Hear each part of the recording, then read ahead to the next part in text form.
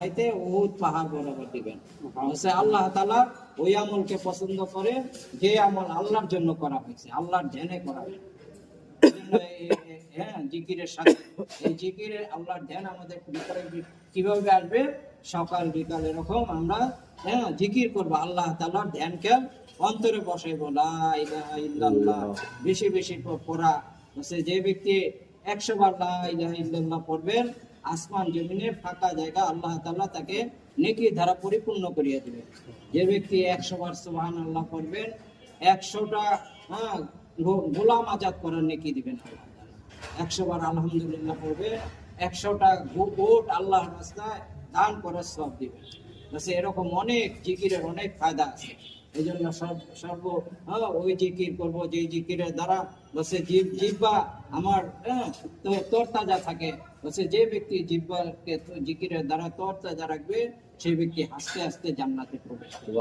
এই জিকির আমরা কোরআনে পাকে তেলাওয়াত করি, 3 তাসবিহাতের পাবন্দি করা, সকাল বিকাল 3 তাসবিহাতের পাবন্দি করা। এটা ওযুর সাথে করতে পারলে ভালো। না ওযুর সাথে যদি না হয় আমার যে কোনো এটা হইলো টুপরি কলার হইলো এটা একটা কি বলে, এটা যেমন পীরের এক ওজিফার মতন, যার জীবনের মধ্যে তাসবিহাত নাই সেটা তবলিগের সাথেই না। এই জন্য আমরা চেষ্টা করবো 3 তাসবিহাতের পাবন্দি করার জন্য।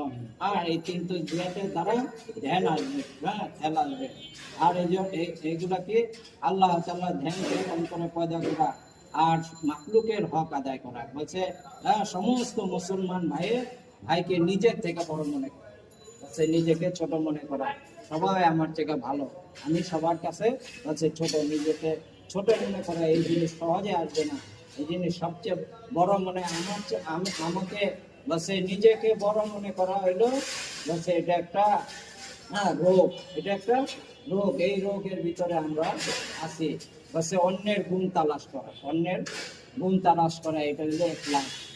আর নিজের দোষ দেখা, নিজের দোষ দেখা, এটা হইলো ইখলাস। আর অন্যের গুণ দেখা, এটা হইলো আখলাক। এই জন্য আমার আখলাক কখন সুন্দর হবে? যখন আমি অন্যের গুণ দেখবো।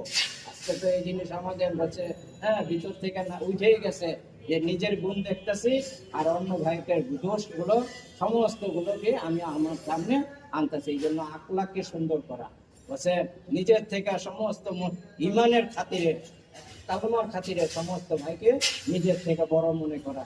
আজকে মহব্বত নাই, একে